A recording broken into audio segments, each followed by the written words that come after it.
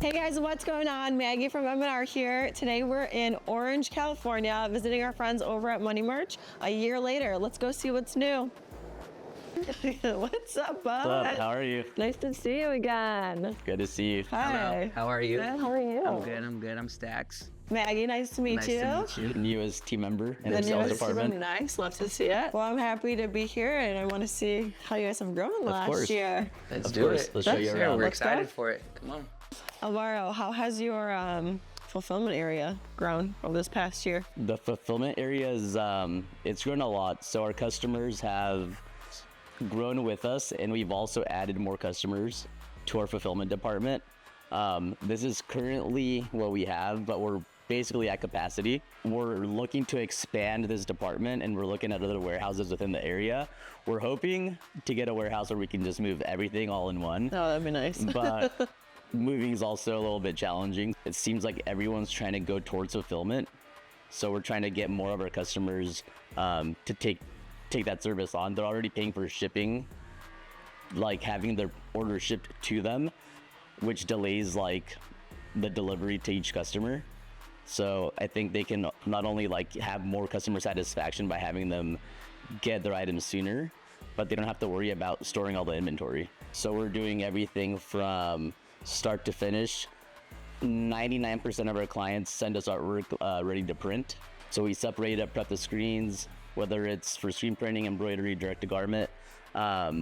We take them from design all the way to finished product, packaged up with their individual bags or our standard poly bags, woven labels, UPC codes, and then our fulfillment team could just scan them, and they can make sure that the accuracy of each product is being received by each customer. So that's something that we implemented this year actually is we have a SKU on each item instead of just having the graphic image and having them kind of look at that. So now like they'll pull the order and then before they ship it, they scan each one and our system takes a picture of the entire order.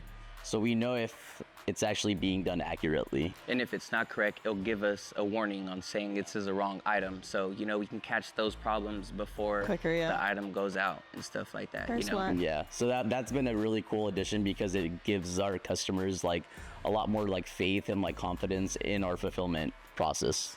Love that. Love it for you. High five. Talk about fulfillment. Where's the prints made? Right over here. What % of total fulfillment production is printed in-house? So for our fulfillment department, we have customers that will send us some items that they outsource, but 85 to 90% of the garments that we are fulfilling are printed here in-house. We're able to do that because we have this like made to order system. So our customer will open up their websites on Friday, close it Sunday night, and Monday we'll start printing it. Once it's printed, it'll go to our finishing department, whether it's neck tags or woven labels. And then we go straight to our packaging department over here. And they can start getting folded and bagged and go straight to the fulfillment department. So theoretically speaking, these orders are being shipped within 2 days of the order being processed. So they're very quick like turnaround time. 2 days is your turnaround time? Depending on the designs, I think we can start as early as 2 days. There's some designs that are more complicated than others, but we will make sure if it's like a fulfillment customer, we're dedicating a significant amount of machines to produce those garments. I see that your volume has drastically increased since a year ago that I've been here. What's caused that? I think Stax, since he's on the sales team, he can definitely help answer these questions. Dax? Definitely. So recently we just partnered up with marketing agencies, creative directors, graphic designers, trying to bring in more clientele and things that people really aren't used to seeing Money Merch do.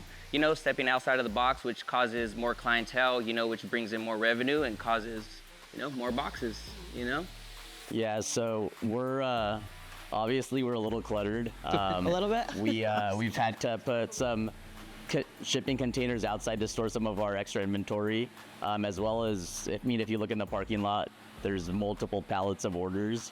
So yeah, since last year, our volume has definitely increased due to like some of the changes we've made.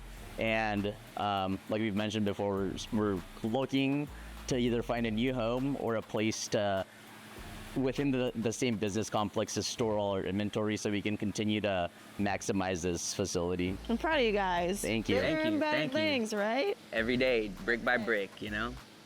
So you mentioned your UPC stickers. How has that affected your finishing process? So the UPC stickers, it's added an extra step to our packaging department.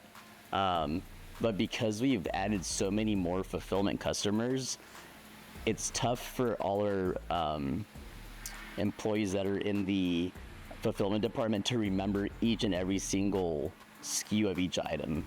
And so on the back end, yes, it adds it's an extra step, but when it comes to the fulfillment process, it alleviates those issues that much more. I think like if you're fulfilling maybe for 3 to 5 different customers in one day, your brain might get a little scattered. And so that definitely like gives us that confidence that they're still getting the accuracy with their orders, which is a lot of the times why some of these customers are coming to us is because, you know, maybe they're having issues with the shipping or it's too time consuming for them. So we want to facilitate that process as much as possible to keep them happy and making sure that their brands are growing.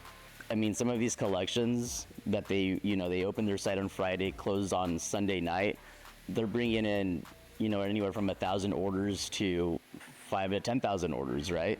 And so that means that our accuracy has to be A1, yeah. but our speed has to be very fast, right? Because all these customers are waiting for their orders.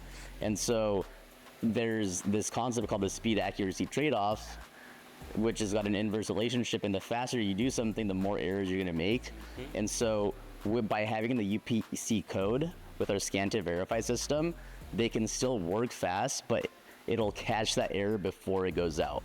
So that's like honestly one of the coolest things about it, because there's a lot of customers, and if someone's getting their order wrong, then that's gonna be one customer that's gonna be upset. Yep. And then it goes on their comments and all that. So we want to make sure that the customer satisfaction is Top tier. top tier, because it trickles down to every aspect of the business. Yeah, it even could affect the workers sometimes because, you know, like he said, shipping so many orders, it kind of gets hard to remember certain styles, certain SKU numbers. So instead of having to take the time to look over, we're able just to scan. And off that one scan, we get it right there and then if it's the correct one or if it's the wrong one, you know? So it does save a dramatic time, like on the fulfillment. Yeah, and with all the like new fulfillment customers we've added, I think it's been like probably one of the best investments that you've done. Yeah, for sure. And, you know, occasionally I'll help out in the fulfillment department, you'll help out in the fulfillment department. Of course. And, you know, even us, you know, that are very experienced in it, we catch ourselves making mistakes, so it's cool. Yep. Everyone makes mistakes. It's okay. It's all All right. right. It's all right. I got a few error scans the other day, can't lie. All right, you're done.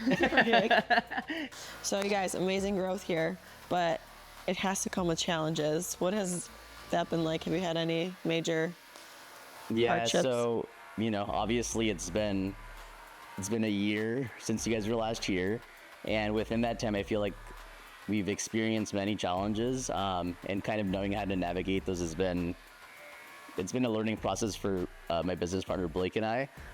Where's Blake? Show him. Show him. Show Blake. Show Blake. There's Blake. So yeah, there's been many like growing pains, right? One of the biggest ones that I think the toughest one to navigate is our team. We're about like double the amount of team members that we had last year. So, you know, the warehouse isn't getting any bigger.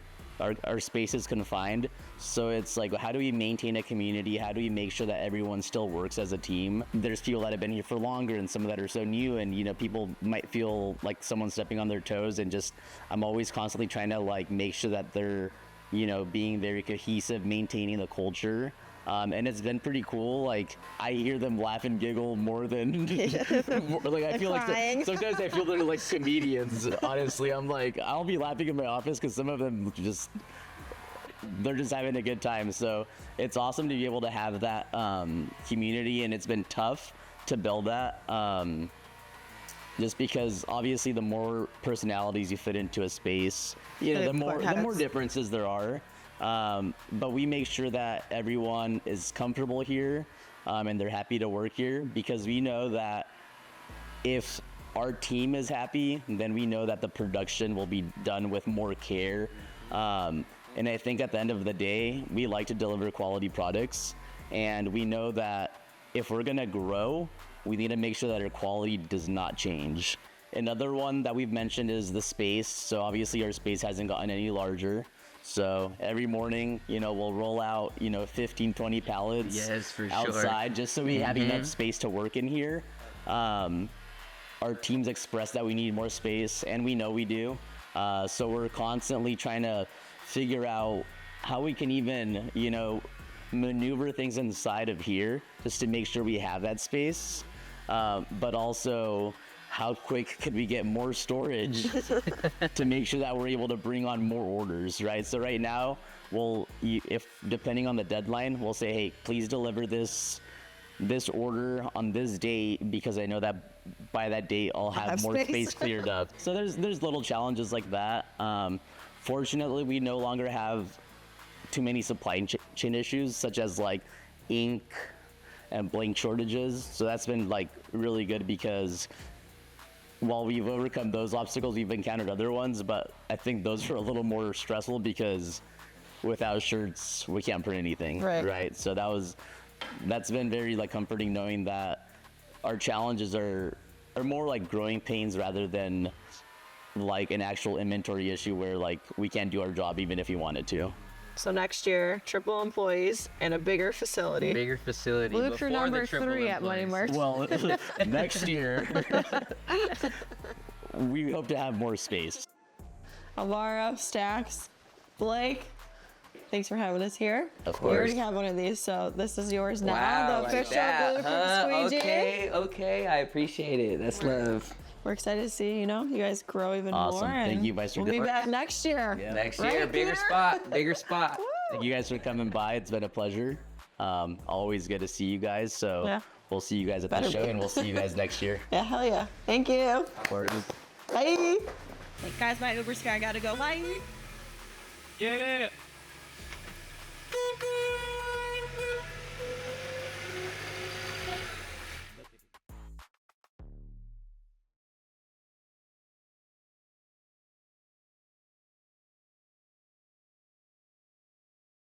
Guys, my Uber's here. Bye. That was stupid. Go back.